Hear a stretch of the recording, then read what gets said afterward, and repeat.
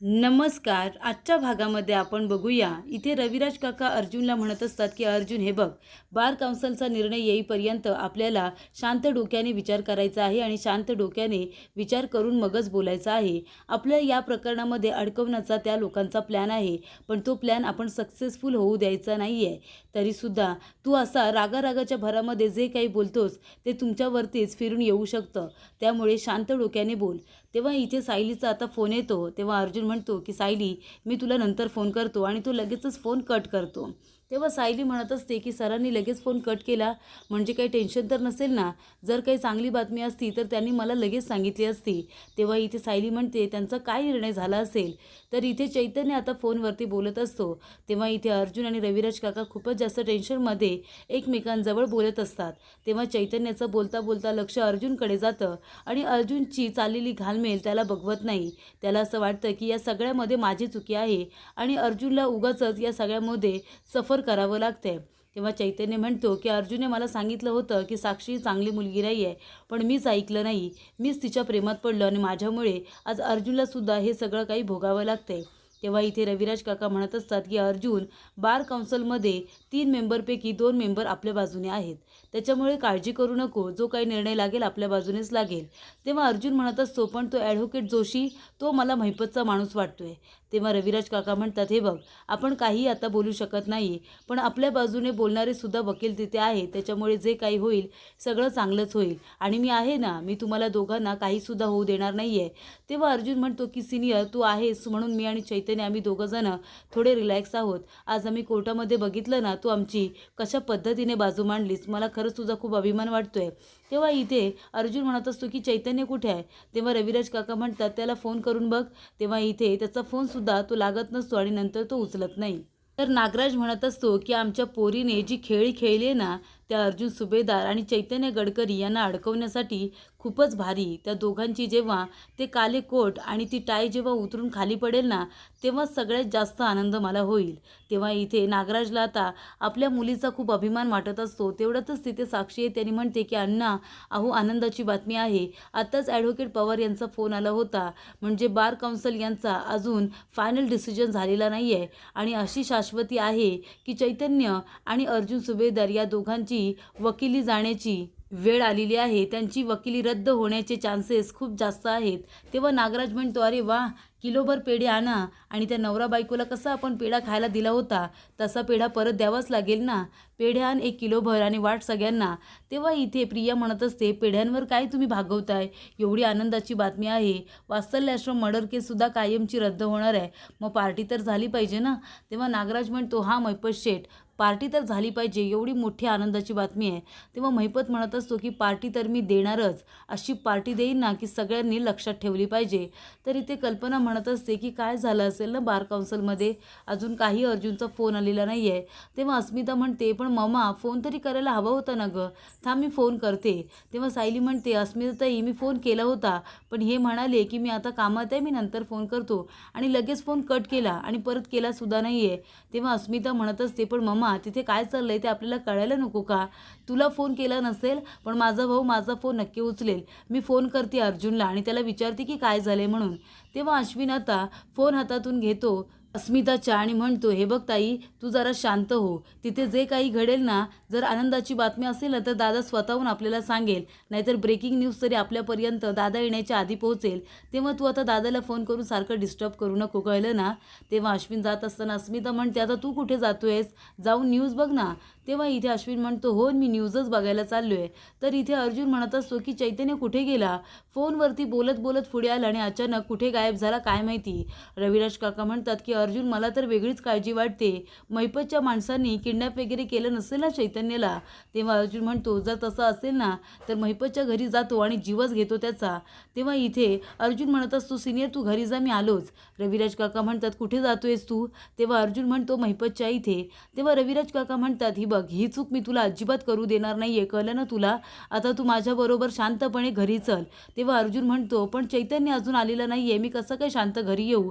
तेव्हा रविराज काका म्हणतात, हे बघ अर्जुन, आपल्याला जे काही करायचं आहे शांत डोक्याने करायचं आहे. आधी आपण घरी जाऊया, संध्याकाळपर्यंत चैतन्याची वाट बघूया. नाही आलं तर आपण पोलीस कंप्लेंट करू. आधी आपण तुझ्या घरी जाऊया आणि तिथे त्याची वाट बघूया. तर इकडे आता नागराज म्हणत असतो की आता त्या अर्जुन सुभेदार आणि चैतन्य गडकरी यांची वकिली रद्द झाली की मग वात्सल्य आश्रम मर्डर केससुद्धा कायमची बंद होऊन जाईल. तेव्हा इथे साक्षीने टीव्हीचा आवाज केलेला असतो. महिपत म्हणत असतो, अगं ये पोरी, त्या टीव्हीचा नरडा आवड ना. तेव्हा इथे प्रिया म्हणत असते की वात्सल्य आश्रम मर्डर केस लवकरात लवकर संपूर्ण जायला हवी आहे, म्हणजे मी सुद्धा सुटेन. कारण कोर्टामध्ये गेल्यानंतर अर्जुन जेव्हा उलट तपासणी घेतो ना, तेव्हा सगळ्यात जास्त भीती वाटत असते. असं वाटतं की अर्जुन विचारता विचारता कधी माझं भिंग फुटेल आणि त्या किल्लेदाराला कळेल की मी खरी तन्वी नाही आहे. तेव्हा इथे आणि मला रस्त्यावरती उभं राहून भीक मागावी लागेल. तेव्हा इथे नागराज म्हणतो, पण प्रिया, आता तशी वेळच येणार नाही आहे. तर इथे अर्जुन आणि रविराज काका घरी आलेले असतात. तेवढ्यातच इथे प्रताप काका त्यांना काही विचारायला जाणार. अश्विन सगळ्यांना जोर जोरात हाका मारतो आणि आपल्या रूममध्ये बोलावून घेतो.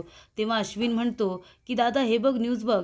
तेव्हा इकडे चैतन्याने आता प्रेस कॉन्फरन्स बोलावलेली असते आणि त्याच्यामध्ये तो त्याचं स्टेटमेंट देत असतो. तो म्हणतो की इथे साक्षीने जे काही आरोप केलेले आहेत ते सगळे खोटे आरोप आहेत आणि तसंही साक्षीला फसवण्याचा प्लॅन हा फक्त माझा होता. याच्यामध्ये अर्जुनचा काही हात नाही आहे.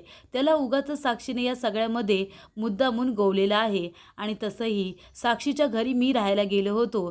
तिच्याबरोबर साखरपुडासुद्धा मी केला होता आणि जेव्हा मला कळलं की ती माझ्याबरोबर प्रेमाचं नाटक करते, तेव्हा मी सुद्धा तिच्याबरोबर प्रेमाचं नाटक करायला लागलो. पण इथे साक्षीला फसवण्यामध्ये इथे अर्जुनचा काही हात नाही आहे. उगाचच साक्षीने त्याला या प्रकरणामध्ये गोवलेलं आहे, असं आता चैतन्याने प्रेस कॉन्फरन्समध्ये सांगितलेलं असतं. त्यानंतर इथे चैतन्य घरी आल्यानंतर अर्जुन म्हणतो की तो साक्षीला फसवण्याचा प्लॅन तुझ्या एकट्याचा होता, मी इन्वॉल्व नव्हतो का त्याच्यामध्ये? तेव्हा चैतन्य म्हणतो की तू होतास त्याच्यामध्ये इन्वॉल्व, पण चुकी कुणाची होती? तेव्हा रविराज काका म्हणतात, आणि पण चैतन्य, आता या सगळ्याचा काय परिणाम होणार आहे कळतंय का तुला? तेव्हा चैतन्य म्हणतो की आय होप मी जो विचार करतोय तसाच परिणाम होऊ दे. माझी वकिली रद्द झाली तरीसुद्धा चालेल, पण अर्जुनची वकिली रद्द होता कामा नये. कारण त्याने खूप मेहनत घेतलेली आहे. त्याने कधी चुकीची केस हातामध्ये घेतलेली नाही आहे. तेव्हा चैतन्य म्हणत असतो की अर्जुन, या सगळ्यामध्ये माझी चुकी आहे ना. म्हणजे बघ ना, तू आणि सायली वहिनीने मला किती वेळा समजवण्याचा प्रयत्न केला, तरीसुद्धा मी तुमचं ऐकलं नाही. मी तुझ्याशी भांडलो. साक्षीसारख्या मुलीच्या प्रेमातच जर मी पडलं नसतं तर हे सगळं घडलंच नसतं. तू मला एवढं समजावलंस तरी सतत मी तुझा अपमान करत राहिलो, तुला वाटेल तसं बोलत राहिलो. सायली वहिनीने कसं तुझ्यासाठी वटपौर्णिमेचा उपवास केला, 7 जन्म तूच नवरा मिळावा म्हणून. जर असा कुठला उपवास मैत्रीमध्ये असता ना, तर मी तुझ्यासाठी तो उपवास केला असता, 7 जन्म तुझ्यासारखा मित्र मिळावा म्हणून.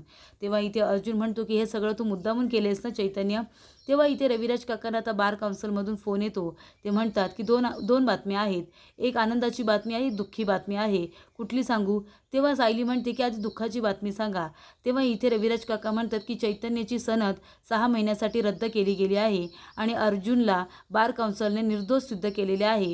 तो आता त्याची वकिली पुन्हा सुरू करू शकतो. त्याच्यावरती कुठलेही आता डब्बा नाही आहे आणि त्याने सादर केलेले सगळे पुरावे खरे आहेत, असा सुद्धा त्यांचा विश्वास बसलेला आहे. तेव्हा चैतन्य म्हणत असतो की अर्जुन, हे तर सेलिब्रेशनची वेळ आहे, कळते का तुला? तेव्हा इथे अश्विनसुद्धा आता कॉंग्रॅच्युलेट करतो. तेव्हा प्रताप काका म्हणतात, म्हणजे चैतन्याने दिलेल्या स्टेटमेंटवरती बार काउन्सिलने त्यांनी हा घेतलेला निर्णय आहे. तेव्हा अर्जुन म्हणतो की माझा आनंद सेलिब्रेट करतोयस आणि तुझं काय रे? तेव्हा इथे चैतन्य म्हणतो की माझं काय, मी सुद्धा खुशच आहे. तेव्हा सायली म्हणत असते, चैतन्य सर, अजून आपली लढाई संपलेली नाही आहे, आपण लढाई लढत राहायचं. तेव्हा चैतन्य म्हणतो, ते तर होणारच आहे. तेव्हा इथे चैतन्य म्हणतो की अर्जुन, तू मला तुझं सांगितलेलं सिक्रेट मी जाऊन त्या साक्षीला सांगितलं होतं आणि ते गिल्ट खूप होतं माझ्या मनामध्ये. मला काही करून तुझी मदतच करायची होती. तेव्हा इथे कुठली सिक्रेट बातमी तू साक्षीला सांगितली होतीस असं सगळेजण विचारतात. तेव्हा अर्जुन म्हणतो, काही नाही, एक फ्रॉड केस होती, त्याचे पुरावे मी चैतन्याला दाखवले होते, ते त्याने साक्षीला जाऊन सांगितले होते. पण जाऊ दे चैतन्य, त्याचा एवढा माझ्यावरती काही परिणाम झालेला नाही आहे, सगळं ठीक आहे. तेव्हा चैतन्य म्हणतो, पण माझ्या मनामध्ये तर गिल्ट आहे ना मित्रा. पण आता तू सगळं काही नीट करणार आहेस आणि माझ्यासाठी दुःखी होऊ नकोस. माझी सनद फक्त 6 महिन्यांसाठी गेले, कुठे कायमची गेली आणि मी फक्त तुझ्याबरोबर कोर्टात येऊ शकत नाही आहे, पण तुझ्याबरोबर काम तर करू शकणार आहे ना. मी तुझी सगळी मदत करणार आहे अर्जुन. तेव्हा इथे अर्जुनला खूपच जास्त आनंद झालेला असतो. तर इथे अर्जुन तयार होत असताना आता आपल्या कोर्टकडे बघत असतो. तेव्हा इथे आता कोर्टामध्ये जे जे काही बार काउन्सिल मेंबर बोललेले असतात सगळं अर्जुनला आठवत असतं. तेव्हा सायली तिथे येते आणि अर्जुनला आता कोट घालते आणि म्हणत असते की सर, वकील म्हणून तुमचा पुनर्जन्म झाला असं वाटतंय मला. आता तुम्ही पुन्हा नव्याने सुरुवात करा. तुम्हाला खूप ऑल द बेस्ट. तेव्हा इथे अर्जुन तिला थँक्यू सुद्धा म्हणतो. तर पुढील भागामध्ये आपण बघूया. इथे सायली आपल्या डायरीमध्ये लिहित असते की पूर्णाजी मला आणि ह्यांना पुन्हा आशीर्वाद देतील का? आम्हाला दोघांना एकत्र बघून त्यांना आनंद होईल का? आणि मी यांची बायको म्हणून या घरामध्ये मिळू शकेन का? असं ती म्हणत असते. तर इथे प्रिया आता अर्जुनबरोबर बोलत असते. तेव्हा अर्जुन म्हणतो की चैतन्य, आपण दोघंजणं जाऊया का पास्ता खायला बाहेर? मला खूप भूक लागली. तेव्हा प्रिया आता तिथेच उभी असते, कारण अर्जुनने इथे आता कीज वरती ठेवलेल्या असतात. तेव्हा प्रिया त्या घेणार. तेवढ्यातच अर्जुन म्हणतो की तन्वी, तू इथे एकटीच आहेस. माझ्या परवानगीशिवाय माझ्या केबिनमध्ये कुणीही आलेलं मला चालत नाही, कळतंय तुला? तेव्हा प्रिया आता खूपच जास्त घाबरते.